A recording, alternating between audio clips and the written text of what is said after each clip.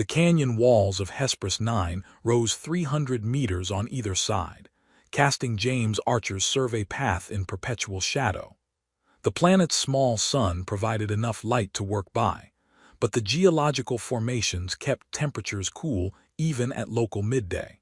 James preferred it this way: the solitude, the quiet, the simple rhythm of collecting samples and recording data.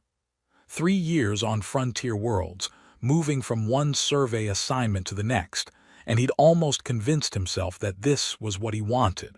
Almost.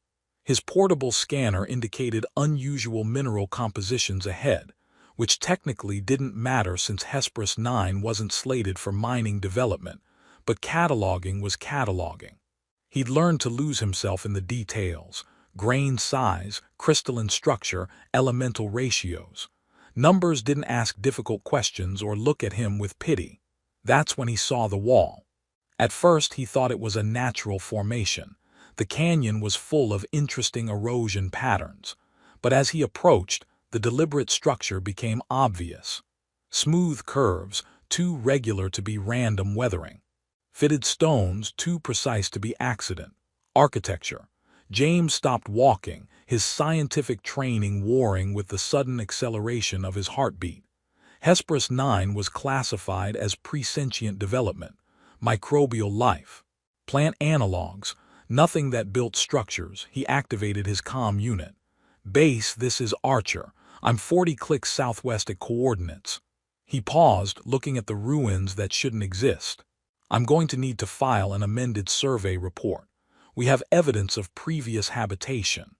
The automated response informed him his message had been logged and would be reviewed within standard processing time, approximately 6 hours. James approached the wall, running his gloved hand over stone that had been shaped by intelligent hands, and felt the familiar ache of discovery mixed with isolation. Once, he would have called Emma immediately, would have recorded a message describing the find in the excited voice he used when explaining new discoveries to his daughter, would have promised to bring her a sample when he came home, but Emma had been gone for 3 years, and there was no one waiting for his calls anymore. He pushed the thought away and focused on the ruins. Professional assessment. The construction was sophisticated, the materials local stone and some kind of organic binder that had held up remarkably well. Age was difficult to determine without proper analysis, but the weathering patterns suggested decades rather than centuries. The entrance was partially collapsed but navigable. James hesitated. Proper protocol said wait for backup, establish safety parameters, don't risk lone exploration of unknown structures. But proper protocol also assumed you had backup available within reasonable timeframes, and he was 40 clicks from base, with the next supply drop not scheduled for 3 days. He activated his headlamp and entered. The interior corridors showed the same organic design principles: curves instead of corners, spaces that flowed naturally rather than following rigid geometric plans. Living spaces, clearly though small. Individual chambers branching off a central passage. Communal areas with evidence of food preparation, though any organic materials had long since degraded. A settlement for maybe 20 individuals, James estimated. Small family group or research outpost, abandoned but not destroyed. Possessions left behind suggested hasty departure rather than planned evacuation. That's when he heard it. The sound was so unexpected that for a moment his mind couldn't process it. A soft, broken sound that his pattern recognition interpreted as crying, even though that was impossible because this place had been abandoned for. He followed the sound to a chamber near the back of the complex and found her. She was small, curled in a corner where 2 curved walls met, and she was definitely crying. James's headlamp caught her face, mostly humanoid features, but the skin had a faint shimmer like oil on water, and her eyes were enormous and entirely black. Her ears swept back from her head in delicate curves that trembled as she made those heartbreaking sounds. A child, an alien child, alone in abandoned ruins on a planet that wasn't supposed to have sentient life. "Hey," James said softly, and she flinched at the sound of his voice, pressing herself harder against the wall. "It's okay. I'm not going to hurt you." She stared at him with those impossibly large eyes, and James felt something crack in the careful emotional armor he'd built over 3 years. This terrified child was someone's daughter, someone who'd left her here or lost her here, and she'd been alone for how long? Days, weeks. He crouched slowly, making himself smaller, less threatening. "I know you can't understand me, but I'm going to help you, okay? I'm going to get you somewhere safe." She made a small sound, not quite a word, but vocalization that suggested she was listening even if she didn't comprehend. James pulled a ration bar from his pack, broke off a piece, and held it out at arm's length. "Are you hungry?" She didn't move for a long moment. Then, with sudden desperation, she snatched the food and retreated back to her corner, cramming it into her mouth with the frantic energy of near starvation. He gave her the rest of the bar, then another, watching as she ate with single-minded intensity. When she finally slowed down, he tried again. "My name is James. Can you tell me your name?" She looked at him but made no verbal response. He tried in Kelrathi, one of the alien languages he'd learned during xenobiology training, then in Sharkai, then in the clicking consonants of Krell. Nothing sparked recognition. "Okay," he said, switching back to standard. "We'll figure out communication later. Right now, let's get you somewhere warmer and safer than this." He stood slowly and held out his hand. She watched the gesture with obvious confusion but made no move to take it. James thought about Emma, about the hand-holding games they'd played when she was small, about how physical contact was a language that transcended words. He reached into his pack and pulled out his jacket, unnecessary in the climate-controlled survey suit, but he'd brought it for the weight of familiar comfort. He held it out to her. "For you, it's warm."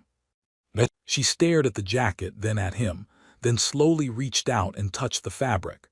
When nothing bad happened, she pulled it closer, wrapping it around her shoulders.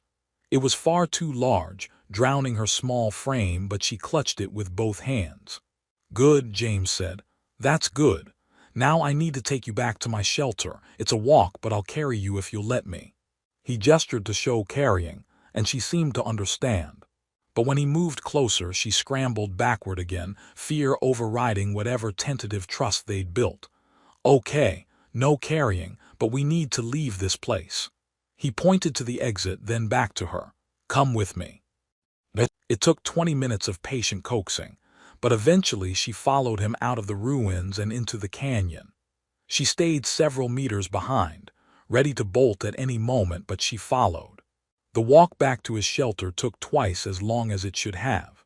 The child, James found himself thinking of her as a child, not as an alien specimen or a xenological finding, couldn't match his pace and needed frequent rest stops.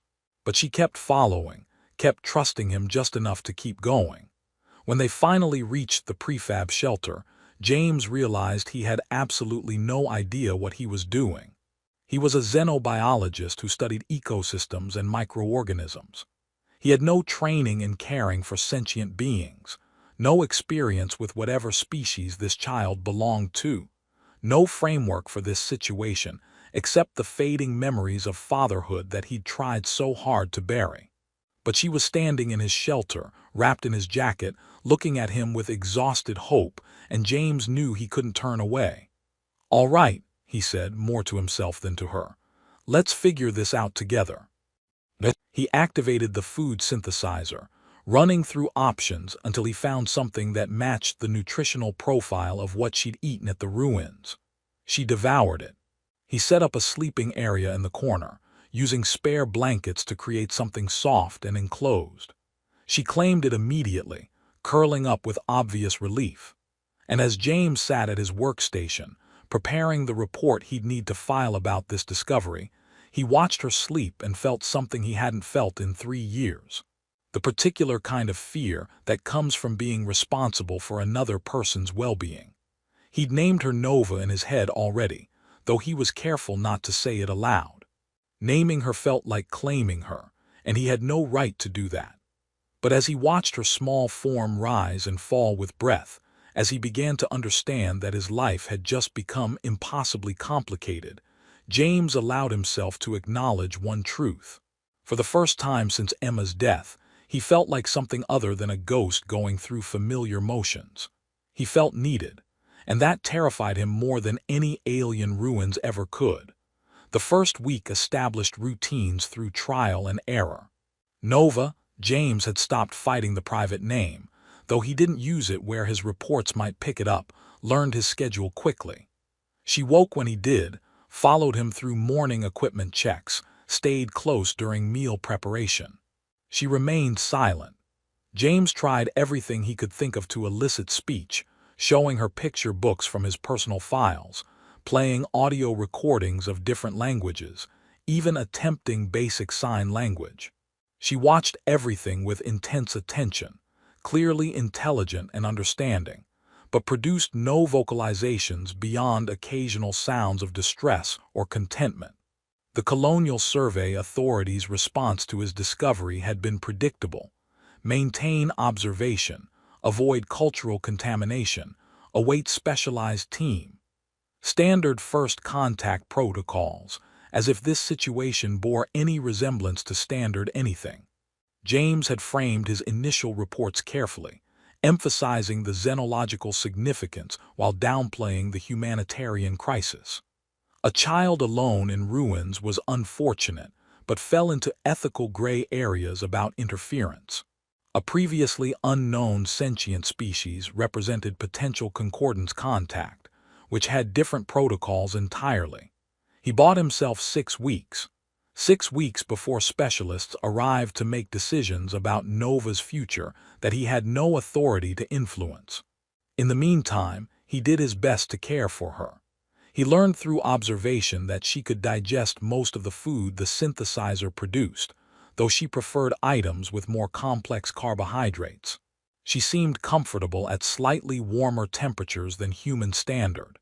She slept more than human children, 10 to 12 hours daily, but woke frequently during those periods as if from nightmares. When she had nightmares, she sought him out. The first time it happened, James woke to find her standing beside his sleeping pad, silently crying. He'd sat up and she'd immediately crawled into his lap, shaking. He'd held her until she calmed, stroking her hair in the way he used to comfort Emma, and tried not to think about how familiar this felt. How much it hurt. How much it helped. During his second week with Nova, James returned to the ruins. He brought portable analysis equipment and spent 3 days documenting everything he could find. The settlement had been home to a small group, 22 individuals based on sleeping arrangements and personal effects. They'd lived here for perhaps 2 years before the hasty abandonment. What he couldn't find was any clue about where they'd gone or why they'd left a child behind. The wall markings were the key, though interpretation was challenging. His translation software struggled with the language, providing fragmentary results that raised more questions than answers. Phrases about inheritors and genetic memory, and something his software rendered as father pattern recognition.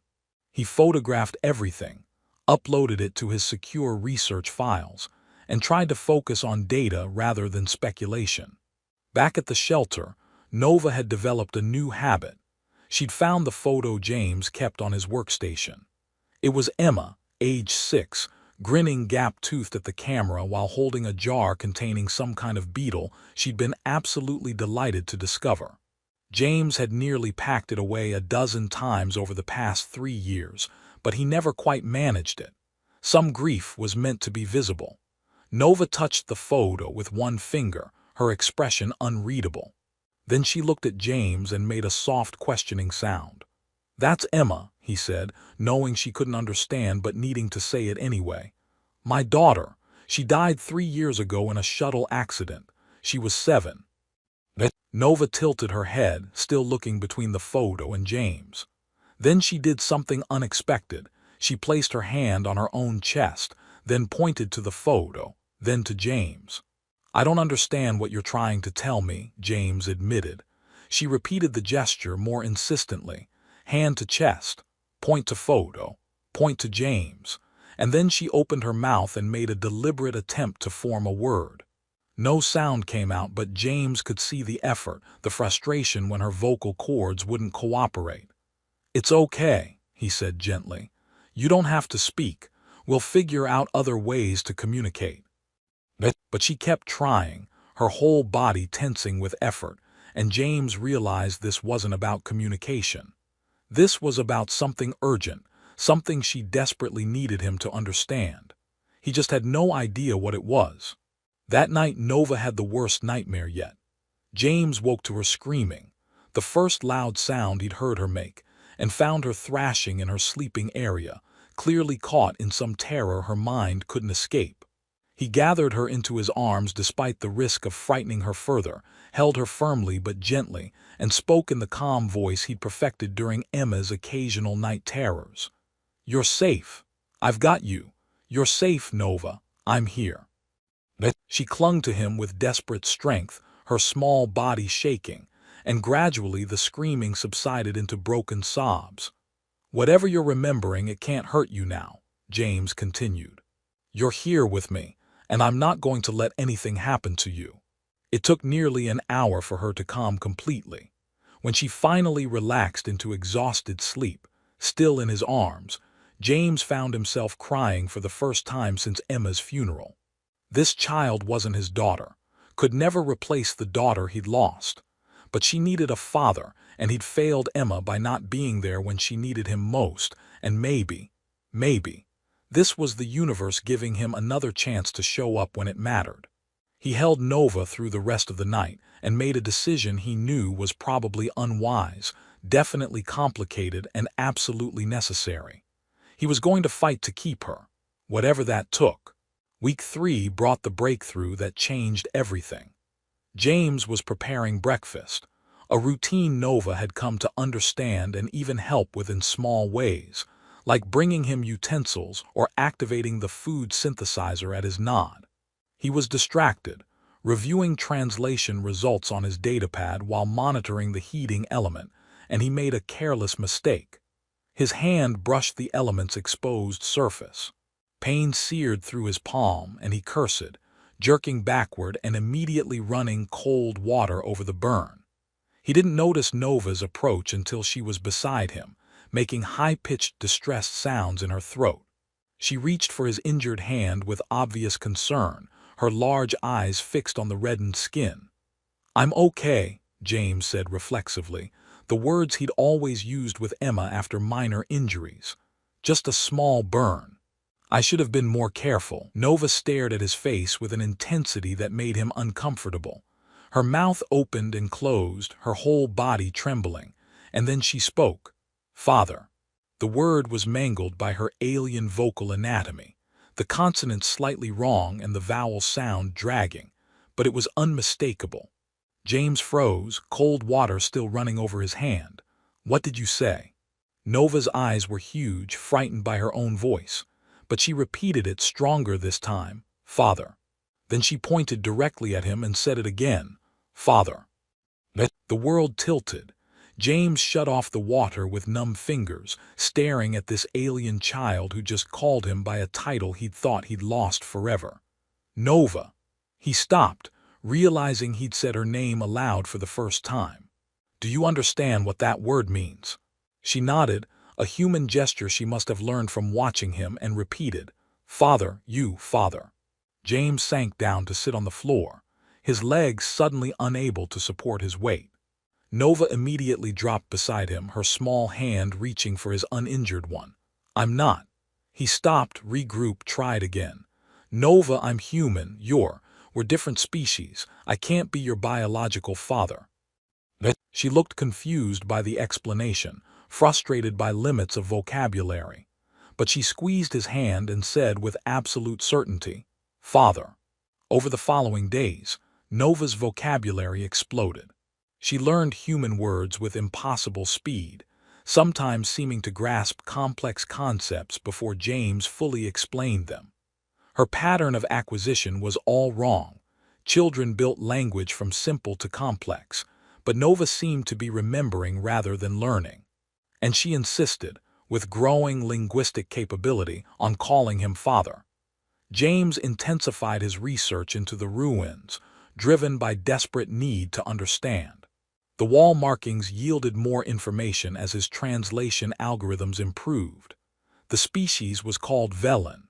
They possessed something called genetic memory. Actual memories pass through maternal lines, fragmentary and dreamlike, but carrying knowledge across generations.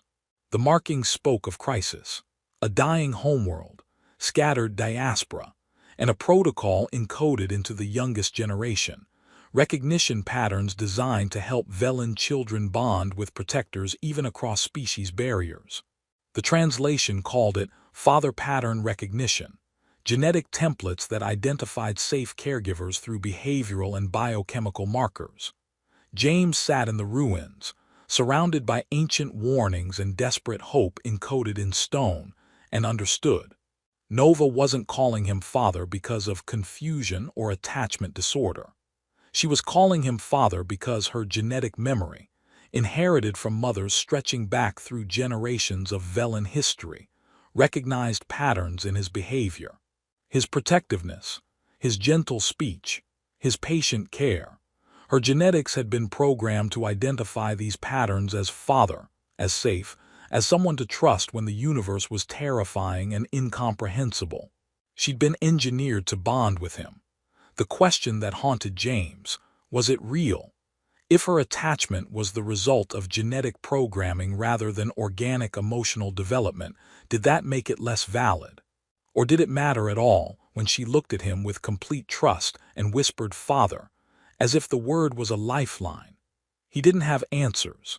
But as he returned to the shelter and found Nova waiting anxiously for him, as she ran to him and wrapped her arms around his waist in the greeting she'd developed, James realized something fundamental.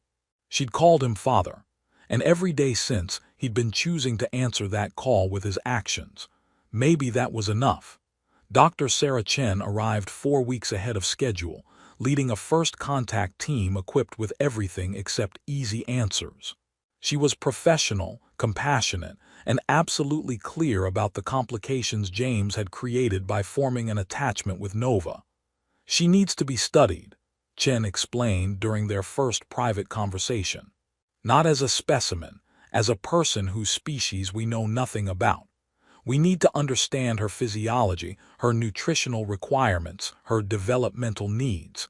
We need to attempt to locate her people. You're a field biologist, not equipped for this. I know, James said, but she won't go willingly. They'd already attempted separation. Chen's team had tried to transport Nova to their ship for initial medical assessment, and the child had become hysterical. She'd clung to James with desperate strength, screaming, that terrible sound he'd only heard during her worst nightmares, and when they'd tried to physically separate them, she'd spoken clearly for the first time in front of others. Father, please. Don't leave, father. The team had backed off immediately, shaken by her distress. Now Chen reviewed genetic analysis while James waited for verdict he already knew was coming. The Velen possessed genetic memory, Chen confirmed. It's remarkable, inherited memories passing through maternal lines, allowing knowledge transfer across generations. Nova's genetic markers suggest she's been encoded with specific survival protocols. Her attachment to you isn't accidental. I know, James said quietly. I found the markings in the ruins, the father pattern recognition protocol. Then you understand that her feelings are programmed. Her people encoded her with templates designed to help her bond with caregivers, even across species lines. She's responding to inherited patterns, not to you specifically. Does that make her feelings less real? James asked, the question he'd been asking himself for weeks. If she's genuinely afraid when we're separated, if she genuinely seeks comfort from me, does the source matter? Chen was quiet for a long moment. I don't know, she admitted. The ethics here are unprecedented. Is it fair to her to let her remain attached to you when you're not her biological parent? Is it fair to you to burden you with this responsibility? Is it fair to either of you to separate you when the bond, however it formed, is clearly mutual? What are my options? Legally, You could petition for guardianship status. There's precedent in concordance law for cross-species adoption when biological parents are deceased and no suitable same-species guardians exist. It's rare, but frameworks exist. And practically, you'd need extensive training in Velen physiology, what little we know of it. You'd need to establish permanent residence suitable for raising a child. You'd submit to regular welfare evaluations. And you'd be accepting responsibility for helping her understand her genetic heritage, potentially searching for surviving Velen communities, raising a child who will always be between two worlds. Chen met his eyes. It's not a temporary arrangement, James. If you do this, it's forever. Are you prepared for that? James thought about Emma, about 3 years of grief and isolation, and the careful emotional numbness he'd cultivated to survive. About the moment Nova first whispered father and cracked that numbness like ice in spring. I lost my daughter 3 years ago, he said quietly. I thought that part of me, the part that could be a father, died with her. I thought I'd spend the rest of my life going through motions, cataloging rocks on frontier worlds, existing but not really living. He looked through the observation window to where Nova sat in the adjacent room, drawing pictures with materials Chen's team had provided. She kept glancing up, checking to make sure James was still visible. Nova didn't replace Emma. She can't. They're different people, and what I feel for each of them exists in different spaces. He turned back to Chen. But she showed me that the capacity for fatherhood doesn't die. It's not tied to biology or species. It's about showing up, being present, choosing to love someone even when it's complicated and difficult and doesn't make logical sense. That's not a scientific answer, Chen observed. No, but it's a true one. James straightened his shoulders. I want to petition for guardianship. I know it's going to be hard. I know I'll make mistakes. But I made a promise when I carried her out of those ruins. Maybe not in words, but in actions. And I'm going to keep that promise. Chen studied him for a long moment, then nodded. I'll support your petition. But you should know. We found information about what happened to her biological family. James's stomach tightened. Tell me. The Velen settlement here was one of several scattered across frontier space, remnants of a diaspora from their dying homeworld. Nova's biological parents were part of a group attempting to reach a larger Velen colony in the Terran sector. Their ship suffered catastrophic failure. There were no survivors. And Nova, based on her age and the timeline, she was left here by caretakers who intended to return for her after completing the journey and establishing safe harbor. They never made it. Ship records indicate they were caught in a solar flare event. Total loss. James closed his eyes, processing the weight of what that meant. Nova was an orphan in the truest sense. No parents waiting to reclaim her. No family to return to. Just a child engineered by desperate people to survive alone, to find safety in strangers, to carry forward memories of a species scattered to the stars. She has no one, he said. She has you, Chen corrected. If you choose to be there. The guardianship petition took 6 weeks to process. During that time, James completed accelerated training in Velen physiology with specialists Chen had brought in. He learned about their 3-chambered cardiovascular system, their unique metabolism that processed both plant and animal proteins, their longer childhood development cycle that meant Nova was actually closer to 3 in human equivalent years despite her apparent age of 5 or 6. He learned about genetic memory, how it manifested in dreams and sudden knowledge, how it could be both gift and burden for children who carried memories they didn't fully understand, how Nova would need help processing images and feelings that came from her maternal line, stretching back through generations of Velen mothers, who had encoded their most precious knowledge into their daughters' very genetics.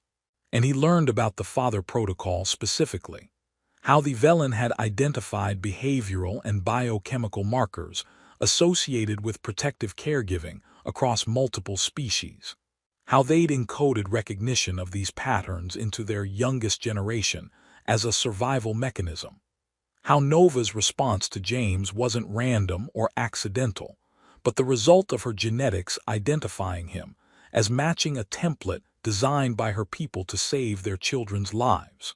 Does she know? James asked one of the specialists, a Velen researcher named Kira who'd been located in the Terran sector. Does she understand that her attachment is partly genetic programming? Kira's ears tilted in the gesture James had learned meant thoughtful consideration. At her developmental stage, she experiences it as pure emotion. The genetic component is invisible to her. She simply knows you feel safe, that your presence calms her inherited anxieties, that you match the template for father that her genetics recognize. As she matures, she may come to understand the mechanism, but that understanding does not diminish the reality of the bond. How do I explain this to her someday? The same way you would explain why she has her mother's eyes or her grandmother's musical talent.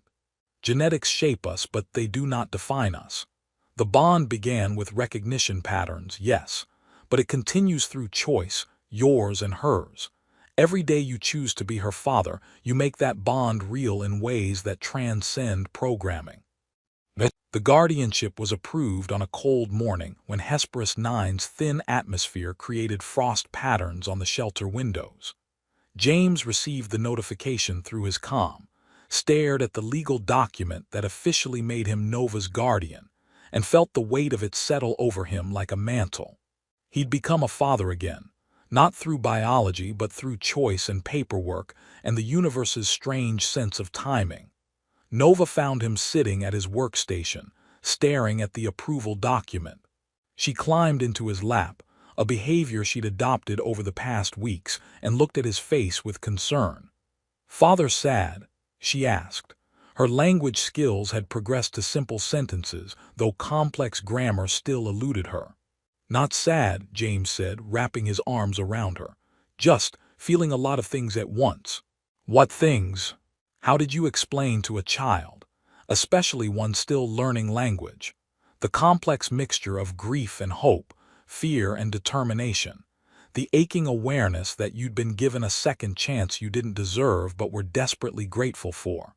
"I'm happy you're staying with me," he said simply. "I'm scared I won't always know how to help you. I'm sad that you lost your first family, and He paused, searching for the right word. "I'm honored that you chose to call me father." Nova was quiet for a moment, processing. Then she pointed to the photo of Emma that still sat on his workstation. "She your daughter, before?" "Yes." "Where's she now?" James had known this question would come eventually. He tried to prepare for it. "She died 3 years ago, an accident." Nova's expression showed understanding beyond her limited vocabulary. She touched the photo gently. "You miss her?" "Every day. I make you miss her more." Nova's voice was small, worried. "Oh, sweetheart, no." James hugged her tighter. "You don't make it worse, you make it different. I'll always miss Emma, always love her, but loving you doesn't take away from loving her. Love doesn't work like that." "I have genetic memories," Nova said carefully, clearly repeating something she'd heard from the specialists. "From many mothers before. They all different but all inside me, like Emma in you." James felt tears prick his eyes at the unexpected wisdom of the comparison. "Yeah, exactly like that. The people we love stay inside us, even when they're gone. They shape who we are." Nova nodded seriously. Then she put her small hand on his chest over his heart. "Emma here, always here, I not replace, I just also here." "You are," James confirmed, his voice thick. "You're here and you're staying, and I'm going to do my best to be the father you need." "You already good father," Nova said with the simple certainty of childhood. Then she hugged him, and James held his adopted alien daughter and cried for everything he'd lost and everything he'd somehow, impossibly, found. 5 years later, the colony world of New Providence had excellent schools, comprehensive medical facilities, and a diverse population that included 17 different species. It was as close to an ideal environment for raising a cross-species family as James could find. Their home was modest, a 3-room dwelling in a residential district where neighbors included Corvathi families, human households, a Krell philosopher who kept odd hours, and a Tholian couple whose bioluminescent communication kept their windows flickering at night. James had transitioned from field research to teaching, working as a xenobiology professor at the colony's university. It allowed him to maintain his research interests while providing stability for Nova's education. Nova herself, now 10 years old in Velen development terms, roughly equivalent to a human 12-year-old, attended the colony school where her unique background made her popular among xenoanthropology students. She'd become fluent in Standard, conversational in 3 other languages, and had begun accessing deeper genetic memories that provided fragmentary knowledge of ancient Velen culture. She'd also helped locate 3 other surviving Velen communities scattered across frontier space, small groups, remnants of the diaspora, but enough to ensure her people's culture wouldn't die completely.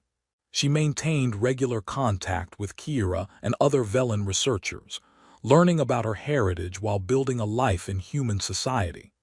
Tonight, she sat at the kitchen table, stylus tapping against her datapad in a gesture of frustration James recognized from countless homework sessions.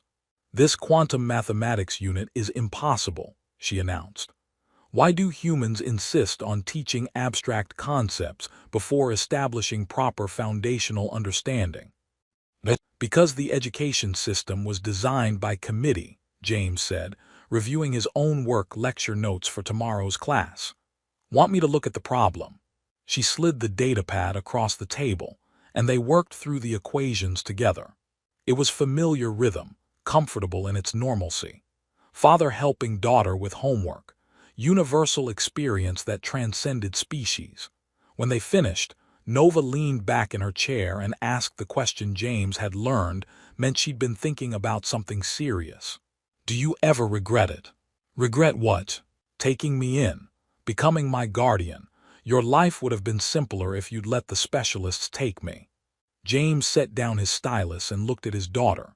Because that's what she was, regardless of biology or genetics or the complicated path that had brought them together. "Do you want the honest answer?" "Always. Sometimes it's hard. When you have nightmares from genetic memories I can't fully understand. When I have to explain human cultural concepts that don't translate to Velen experience. When I worry that I'm not giving you enough connection to your biological heritage." He paused, "But regret, never, not once." "Why?" "Because you gave me back something I thought I'd lost forever. You reminded me that being a father isn't about biology or species. It's about showing up. It's about choosing to love someone and then making that choice every single day through actions, not just words." Nova was quiet, processing in the thoughtful way she developed. "Then, I accessed a deeper genetic memory last week, from my great-great-grandmother. She was one of the elders who helped design the Father Protocol." "What did you see?" "She was dying. The homeworld was dying. And she was encoding survival protocols into the youngest generation, knowing she'd never see them grow up. Knowing most of them would probably die alone on scattered worlds, far from anyone who understood them." Nova's voice was soft. She encoded the Father Protocol hoping that maybe, just maybe, some children would find safety with strangers, that the universe might have compassion in unexpected places. "That's a lot to carry," James said gently. "I know why she did it. I understand the genetic mechanism." Nova looked up, her large dark eyes serious. "But I also know that mechanism brought me to you. And that my great-great-grandmother would be grateful that her desperate hope worked. That I found a father who sees me as precious rather than as a xenological curiosity." James felt the familiar tightness in his chest, love and grief and gratitude all tangled together. "Come here, sweetheart." Nova came around the table and hugged him, and James held his daughter, his chosen daughter, his alien daughter, his daughter in every way that mattered, and marveled at the universe's strange compassion. "I love you," he said. "I loved Emma and I'll always carry her with me. But I also love you. You're not a replacement or a consolation prize. You're my daughter, and I'm grateful every day that you whispered, Father, when you didn't have words for anything else. I love you too, Nova said. Then, because she was still a child despite her genetic memories and complex heritage, she added, even when you make me do quantum mathematics homework. James laughed, really laughed, the kind of joyful sound that had been absent from his life for so long before Nova arrived. Even then, he agreed. That night after Nova had gone to bed, James stood in the doorway of her room and watched her sleep. She decorated it with both human and Velen elements, posters of stars and genetic diagrams, drawings of alien landscapes from inherited memories, and one photo in a place of honor on her desk. It showed Emma, grinning gap-toothed at the camera, holding her beloved beetle jar. Nova had asked if she could keep it in her room, said it helped her understand where James came from, why he sometimes got quiet on certain dates, why he'd been able to recognize that a frightened child in abandoned ruins needed a father even when everything else was complicated and strange. James had given her the photo, grateful that his two daughters could coexist in his heart without competing. That love wasn't a limited resource, rationed and hoarded. That fatherhood was big enough to hold grief and joy simultaneously. He thought about the Velen elder who'd encoded survival protocols into her great-great-granddaughter's genetics, desperate and dying and hoping for miracles. Thought about Nova alone in those ruins, carrying inherited memories and survival templates, waiting for someone to recognize what she needed. Thought about his own journey from isolated grief to this moment, standing in a doorway on a colony world, watching an alien child sleep peacefully, feeling like a father again. The universe's oldest language wasn't words or biology or genetic programming. It was choice. The decision to show up when someone needed you, to call someone precious and mean it, to build family from love rather than obligation. Nova stirred in her sleep, murmuring something in ancient Velen that James's translator couldn't quite catch. But he didn't need translation to understand. She was dreaming of mothers stretching back through time, of a dying world and desperate hopes, of genetic codes carrying love across generations and species barriers. And she was dreaming of waking up tomorrow in a home